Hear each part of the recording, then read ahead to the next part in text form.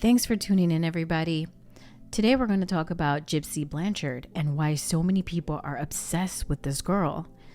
I was born in the 80s, and people that are born in the beginning of the 80s, people that are early 90ers, they saw the change of how children interacted with their parents. And they also saw the change on how music affected us, especially when it came to the relationships we had with other people.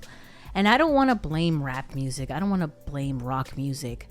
But I do see that when movies and music change as far as the respect level, as far as how we react to injustice, it made us a little bit more rebellious, more outspoken, a little more fearless when it came to confronting our parents about certain things, even our teachers or our friends or people we're in relationships with.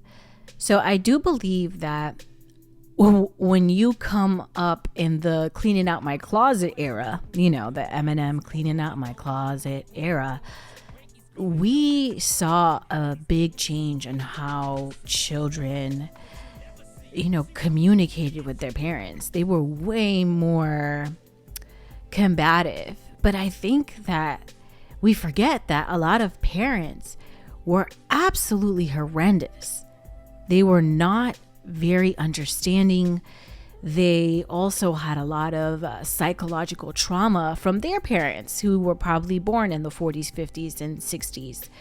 And those parents were raised by people from the 20s, 30s, and 40s. And you know what I'm saying? So it's understandable that a lot of psychological trauma was passed down from, adult to child. But in this case, I've actually experienced Munchausen syndrome. So with this case, I, in some ways, resonated with Gypsy Blanchard because I had a mom that constantly told me I was sick, that I had mental issues, that I needed to go to the doctor, that something was wrong with me. I never felt like I was okay. And I never felt safe when I was with this lady. It never dawned on me that my rebellious reaction to her was because of how she treated me. I kind of chalked it off to teenagehood, right? Because everybody's like, oh, you're supposed to respect your parents no matter what they do to you. You need to honor your parents no matter what they do to you. And you're just a teenager and you're rebelling. But then over time, I really started thinking about how my mom actually treated me.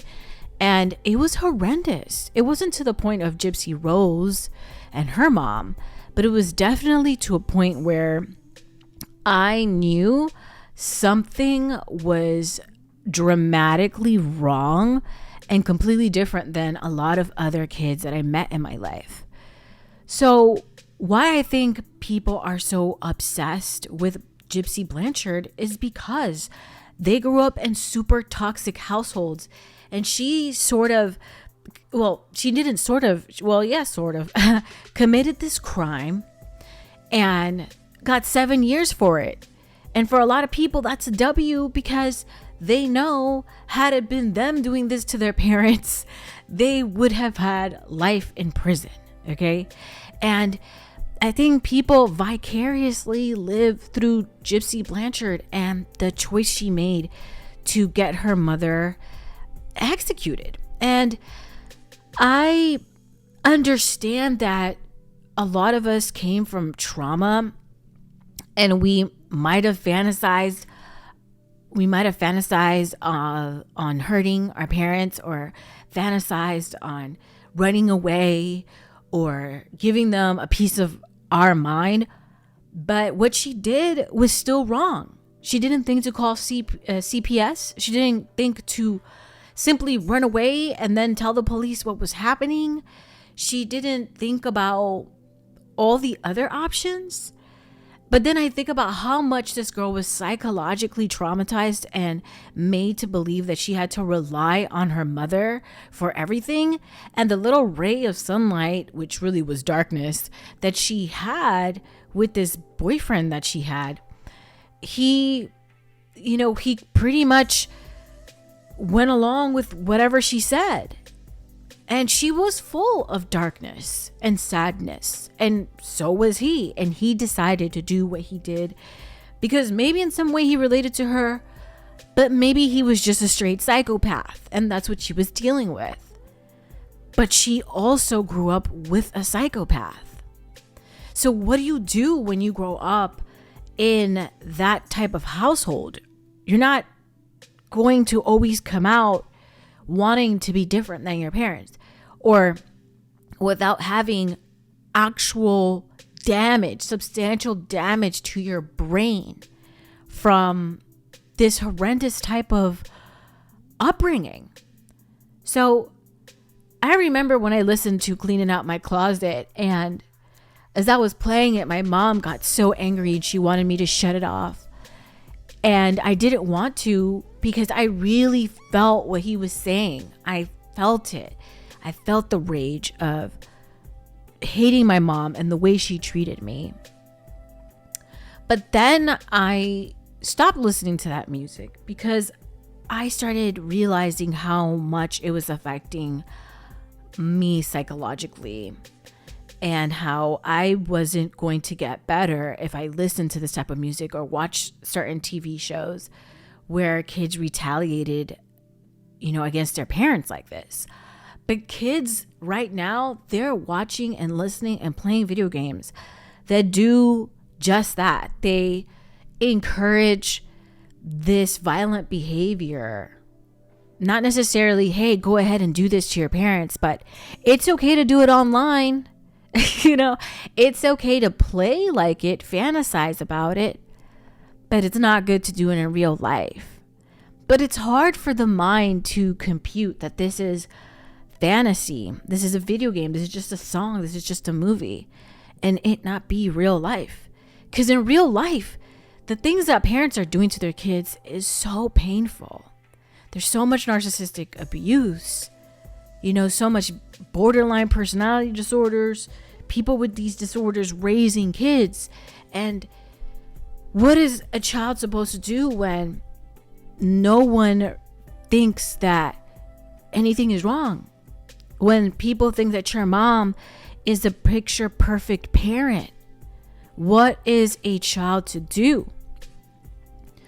So being raised in toxic households, which a lot of us were, especially if you were born in like 70s, 80s, early 90s, psychology, going to a therapist wasn't a thing. Talking about mental health wasn't a thing, and now kids are not putting up with whatever their parents are doing. They're straight up ghosting their parents. They're moving out. They're finding their own way through life and navigating without them. And this is what's happening now. The changes are happening now. But the people that look at Gypsy Blanchard and go, Gypsy Blanchard did her thing, they're really just vicariously living through her, and they haven't humanized their parents. They haven't forgiven their parents for what they have done, and they haven't found the strength to move out, or they haven't got the resources to move out. So again, it's completely understandable the rage they hold inside. I was watching this TikToker who talked about his mother having just severe OCD and mistreating him so bad. He can't even go to the kitchen and sit in a chair in peace. He can't wear the shoes that he wants to wear in the house. Even though he puts the shoes outside, he has to wear different shoes, and he has to take off the socks that he's wearing and put on different socks in order to put on the sandals that she gave him to put on so he could walk around in the house. He can't go upstairs because he's dirty from the downstairs. Like, it's a mess. And I could see how a kid like that could go crazy and totally snap on their mom when they're very young. But a lot of parents don't want to get help. A lot of parents don't want to take accountability for how they've treated their kids for so long. So when you see people like Gypsy Blanchard or those brothers, I think it was the Martinez brothers, I don't remember, that did what they did to their parents, and you see these children applauding it, it's because they're going through it at home. They're going through it at home, or they think that adulting is easy and life is great once you become an adult. They think that. A lot of kids think that as soon as that you become an adult, you'll be able to live your life how you want. You'll be able to, just kind of like go to sleep late whenever you want, eat candy all night, go out with your friends, do drugs, do whatever you want, and nothing's going to happen to you. And so they just get so angry at their parents, thinking their parents want to control their lives when they just want the best for their kids. But the kids don't see that. And it's because we need to find a different way of parenting and communicating with our kids that we want the best for them by telling them the truth and even humanizing ourselves and tell them, hey, I did this, I did that when I was younger, and this was what happened. These were the repercussions of my actions. These are the consequences of my actions. And this is how I've had to psychologically deprogram myself, or how I got out of it, how I got better. But parents aren't doing that. Parents are just saying, no, you can't do this because I said so. And that's not the right way to do it. And so, yeah, I feel, like what Gypsy did was wrong. I 100%, but I do empathize with her, after going through all that with her mother and how her mother treated her. That was absolutely horrendous. She got her teeth removed. She had a tube in her stomach. She was in a wheelchair. It was horrible. No teenager should live like that. She didn't even know her real age. So that's all I have for this video. We need to do better as parents and communicate with our kids about what is not appropriate and how to navigate this life. And we also need to do the work and get psychological evaluations, because a lot of us are broken from our own childhood and we're doing nothing about it and just passing down the trauma over and over to our kids, and our kids pass it to our grandkids. We need to do better. That's all I have for today. I hope that you like this video. Make sure to like, subscribe, and I'll catch you on the next one.